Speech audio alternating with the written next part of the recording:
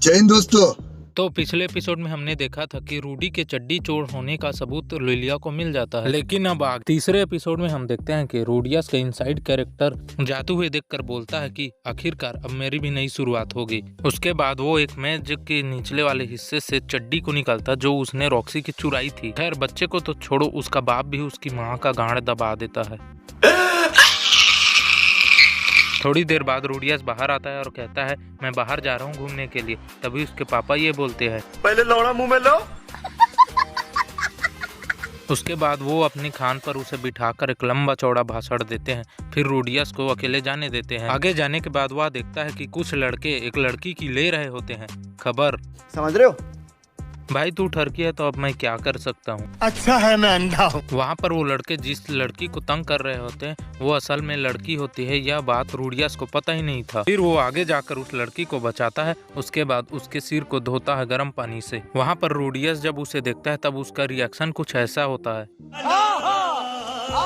शुरू में तो वो उसके सिर को देखता है ताकि वो सुपर जाति का ना हो, लेकिन जैसे ही संतुष्टि मिलती है वो दोनों चले जाते हैं एक अलग जगह पर, जहाँ पर वो उसके सिर को हवा से सुखा देता है। फिर रूडियस बोलता है कि अगर तुम अपना बचाव नहीं करोगे तो वो लोग परेशान करते रहेंगे। थोड़ी देर में वह लड़की कहती है कि मेरे पापा और मम्मी एल्फ हैं और बदकिस्मती से मेरे बालों का रंग उन दोनों से अलग है, इसीलिए लोग मुझे मॉन्स्टर बुलाते हैं। उसके बाद वो पूछती है कि तुमने मुझे क्यों बचाया। तब रूडियस बोलता है अब तेरी जगह मेरे लंड में है। मजाक से हटके गुरु वो बोलता है कि मेरे पापा ने मुझसे बोला था कि कमजोरों की हेल्प करना। उसके बाद वह बोलता है कि तुम मेरे यहाँ खेलने आ सकते हो, हम दोनों अब दोस्त हैं ना। उसे दोस्त बनाने का कारण कुछ और था। रूडियस सोचता था कि अगर वो बड़े होकर और हैंडसम हो जाएगा तो वो लड़कियों के बीच छा जाएगा और क्या पता मुझे भी एक मिल जाए। उसके बाद हमें पता चलता है उस लड़की का नाम जो होता है सिल्फ। थोड़ी देर में वो दोनों एक पेड़ के नीचे जाकर बैठ जाते हैं। थोड़ी देर में वो लड़की बोलती है कि मुझे भी वो जादू सिखाओ जिससे तुमने गर्म हवा निकाला था और अपना पानी निकाला था। ये बातें बताई नहीं जाती। रूडियस को घर पहुंचने में रात हो जाती है, लेकिन जब वो वहां पर पहुंचता है तब उसके पापा बहुत ही गुस्से में रहते हैं और वो बोलते हैं कि तुम्हें पता है मैं गुस्से में क्यों। उसके बाद वो बताता है कि उससे कंप्लेंट की गई थी कि रूडियस ने उन बच्चों को मारा है। जब रूडियस बहस करने लगता है तब उसके पापा उसके मुंह में दे देते हैं। तू समझा?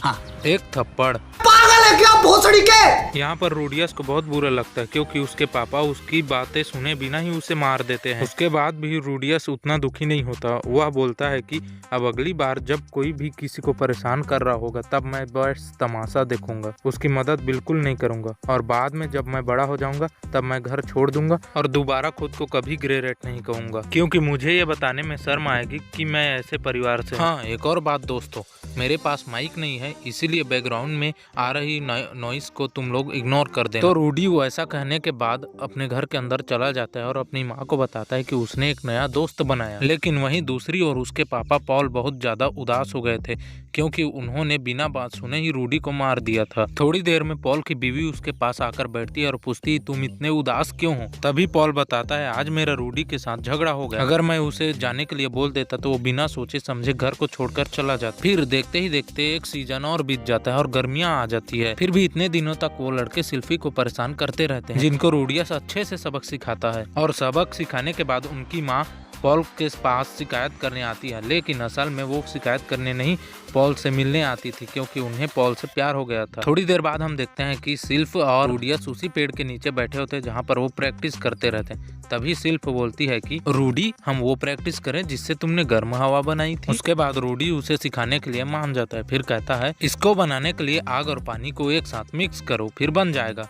तभी सिल्फ कहती है कि रूडी तुमने तो मंत्र बोला ही नहीं, ये मुझे भी सिखाओ ना। उसके बाद रूडियस उसको सिखाने के लिए राजी हो जाता है और कहता है कि अपने अंदर की जादू को अपनी उंगलियों में बहने दो बिना बोले ही और जादू को महसूस करो, देखो जादू हो जाएगा। जैसे ही सिल्फ ट्राई करती है उससे जादू हो जाता है और फिर वो दोनों गेहूं के खेत से होते हुए दूसरी तरफ जाकर सो जाते हैं, मेरा मतलब लेट जाते हैं। जब वो लेटे रहते हैं तभी बारिश चालू हो जाता है। फिर वो भगते भगते अपने घर वापस आ जाते हैं। घर आने के बाद लिलिया उनको कहती है कि मैंने तुम्हारे लिए पानी ऊपर रख दिया। उसके बाद रूडियस सिल्फी को लेकर ऊपर चला जाता है। जैसे ही वो लोग ऊपर जाते हैं हम देखते हैं कि रूडियस नंगा होकर वहाँ पर खड़ा रहता है पानी को छूते छूते। उसके बाद वो कहता है कि अरे तुम क्यों कपड़े नहीं खोल रहे, ऐसे ही खड़े रहोगे तो तुमको निमोनिया हो जाएगा, जल्दी करो। उसके बाद रूडी उसके कपड़े उतारने खुद आ जाता है और उसके ऊपर के कपड़े उतार देता है। उसके बाद वो नीचे का पैंट उतारने ही वाला होता है, तभी सिल्फ उससे मना कर देती है। रुक जाओ मादरचोद।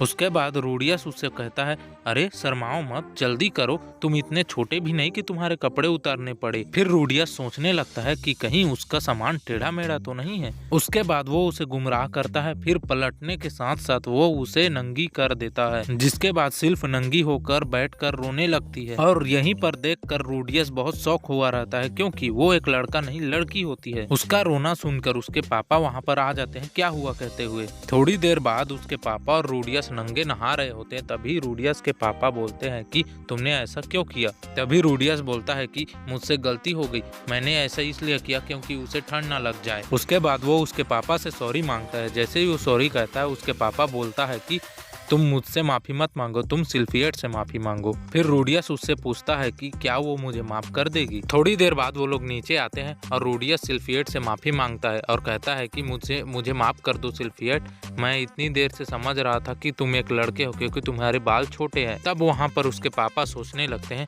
अरे मेरा बेटा इतना नादान है। अगले दिन सुबह जब वो लोग तलवारबाजी की प्रैक्टिस कर रहे होते हैं, तभी उसके पापा बोलते हैं लगता है तुम्हें सिल्फियट ने अभी तक माफ नहीं किया, तभी तुम अच्छा नहीं लड़ पा रहे, पापा से सलाह लेना चाहोगे। ऐसा कहते ही रूडियस उसके पैरों के पास आकर बैठ जाता है और कहता है हाँ। तभी रूडियस के पापा बोलते हैं कि लड़कियों को लड़कों की ताकत पसंद आती है, साथ ही उनका डरना भी, मेरा मतलब कमजोरी भी। और यह भी कहते हैं कि अपनी परेशानियां जाकर सिल्फियट के साथ कहो और कहो कि तुमने अचानक से बात करना छोड़ दिया तो मुझे अच्छा नहीं लग रहा, फिर देखो क्या होगा। तभी वहाँ पर हम देखते हैं कि सिल्फ वहाँ पर आ जाती है और उसके बाद रूडियस अपनी बातें कहता है, लेकिन सिल्फी बोलती है कि तुम उतने बुरे लड़के नहीं हो रूडी, क्या हम पहले की तरह रह सकते हैं। उसके बाद मन ही मन रूडियस बोलने लगता है कि मेरी उम्र की एक प्यारी सी लड़की जो मेरे साथ रहना चाहती है, मेरा मतलब मेरी दोस्त बनना चाहती है, ऐसी लड़की के साथ मैं आगे चलकर रिश्ता कायम करना चाहता हूँ, फिलहाल अभी ऐसा ही रहना सही रहेगा। उसके बाद उसके पापा वहाँ पर आ जाते हैं और वो ऊपर देखकर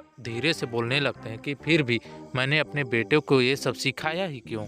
बस अब और क्या था। यहीं पर एपिसोड 3 भी खत्म होता है। मिलते हैं अगले वीडियो पे, लेकिन जाने से पहले तुम ये 2 एपिसोड जरूर देख लेना जो मैंने डिस्क्रिप्शन में दे दिया है।